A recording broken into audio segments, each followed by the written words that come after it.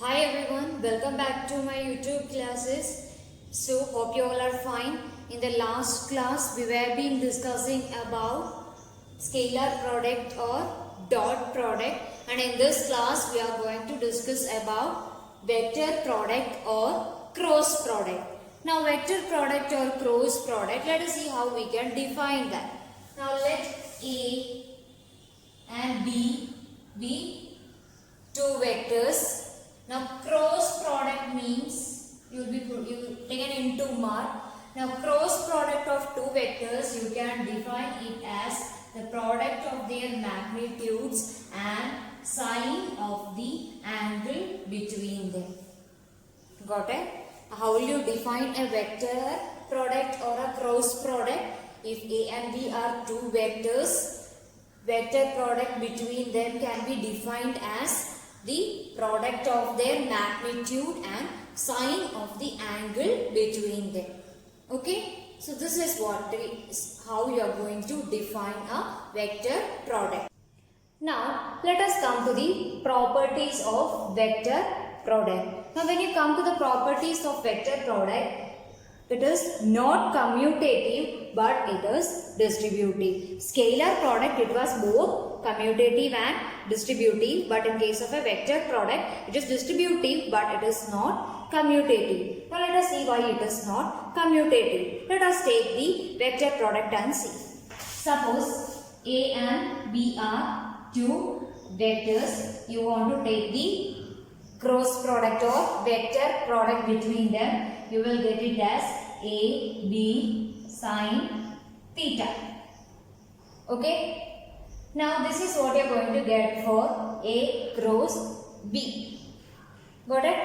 Now when you do B cross A, it will be B A sine theta. Okay. Now in this case, AB will be equal to BA. So in this part, no problem. Got it? So here theta, when you take, it will be A comma B. Instead of theta, it will be B comma A. This is how you will be taking. Now in this part, AB will be equal to BA because this is only a scalar quantity. But when you come to the second part, sine, according to your trigonometric relation, sine AB is equal to minus sine BA. So automatically, when you compare these two equations, what you will get? A cross B will be equal to minus B cross A, and it is not B cross A, and hence A cross B is not equal to B cross A. That is why it is not commutative. Now I told you vector product is distributive. Let us see.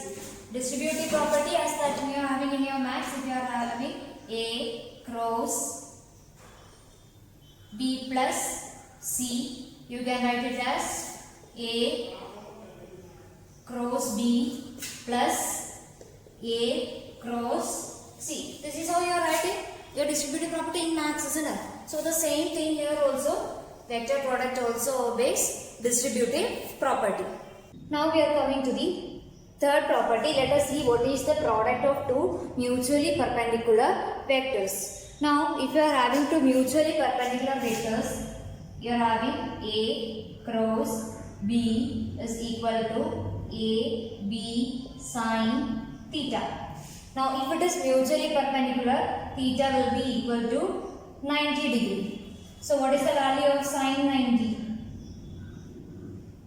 It's equal to 1. Isn't it? So automatically A cross B is equal to AB sine 90, and what will you get? AB. That is, the vector product of two mutually perpendicular vectors will be equal to the product of their magnitude. Got it?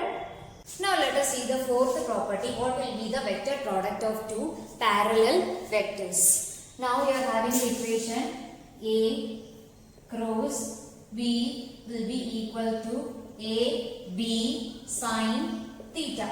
Now being parallel, the angle between them will be 0. What will be sine 0? Sine 0 value is going to be 0. So A cross B, what will you get?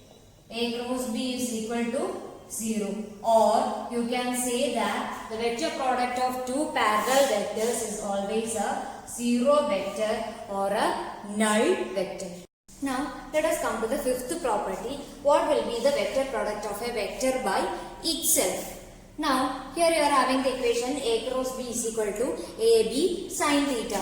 Now if a vector is going to be with itself, means it will be A cross A or B cross B. Anyone you can take. So with itself always the angle will be theta will be equal to 0. Now we have already seen that sine 0 is equal to 0. Now what will be the result here? This is also equal to 0. So you can conclude the vector product of a vector with itself is also going to be a 0 vector or a null vector. Now let us see what is the vector product of orthogonal unit vectors. We have seen already in the scalar product, isn't it? Now here let us see how it is going to be. Now first let us see what is I cross I. Okay. So I cross I, according to vector product, you can expand it as I sine theta. Isn't it? Now since unit vectors, these magnitude will be equal to 1. So automatically it will be 1 into sine. So with itself angle will be 0. So this will be equal to 0. Got it? Now the same with J also. J will be same thing. With itself always it will be equal to 0.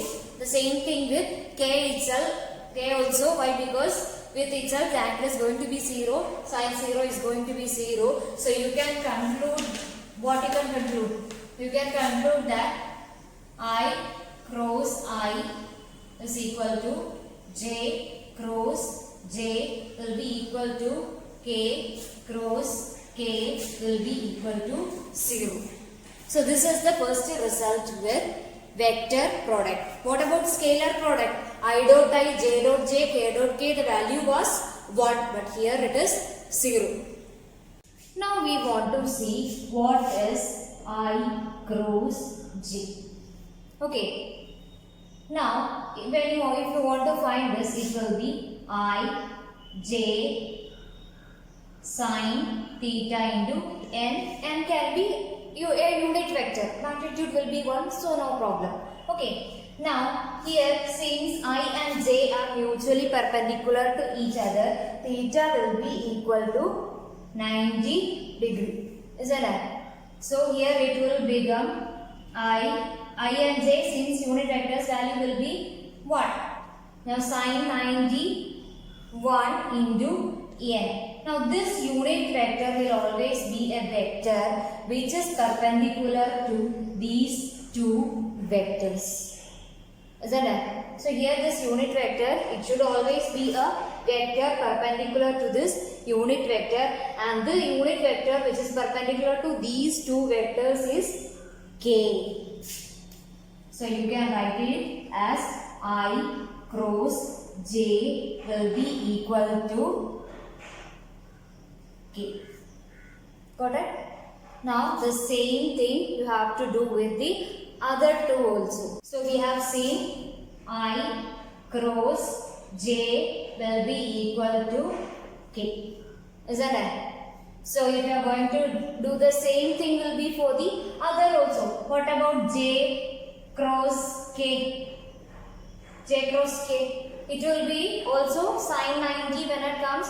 It will be n. That n vector will be a vector perpendicular to these two. Perpendicular to these two, the third vector is going to be I. Isn't it? Similarly, K cross I is going to be, what will be the third one? It is equal to J.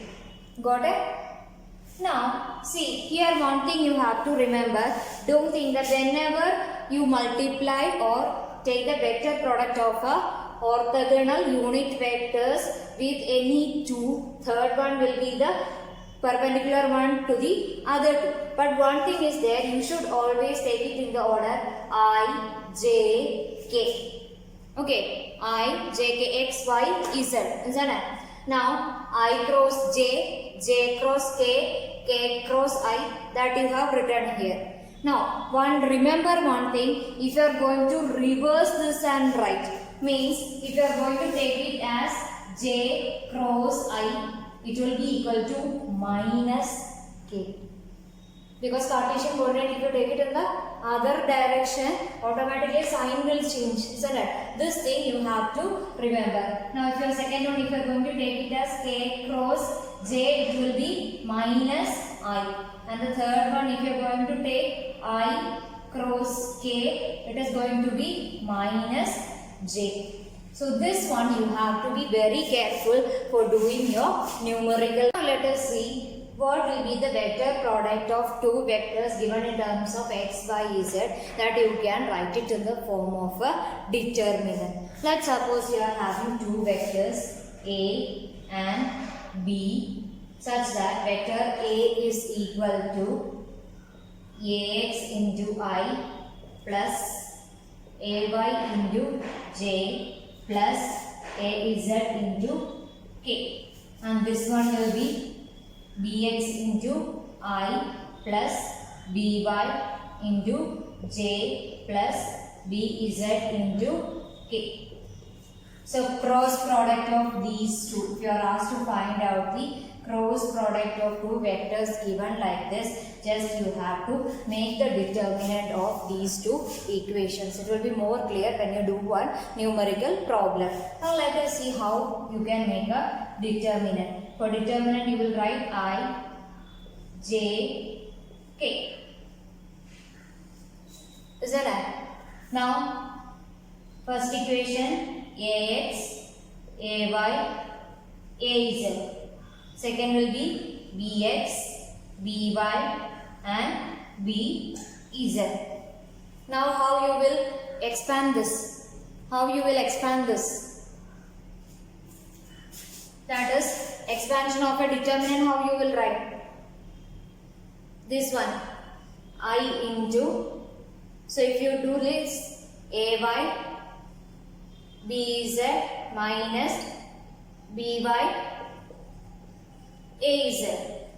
Is that right? Now second term minus J into, now this will not be there, Ax into Bez minus Bx into Az plus the third one K into Ax By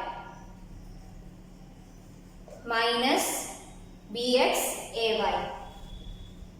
So this is how your equation will be, right? So this one, your mathematical steps itself, don't get confused with this A, Y, B, Z and all. When you get it for the numericals, instead of Ax, B, Z and all, here all you will be having any numerical values. So there you can multiply and solve it.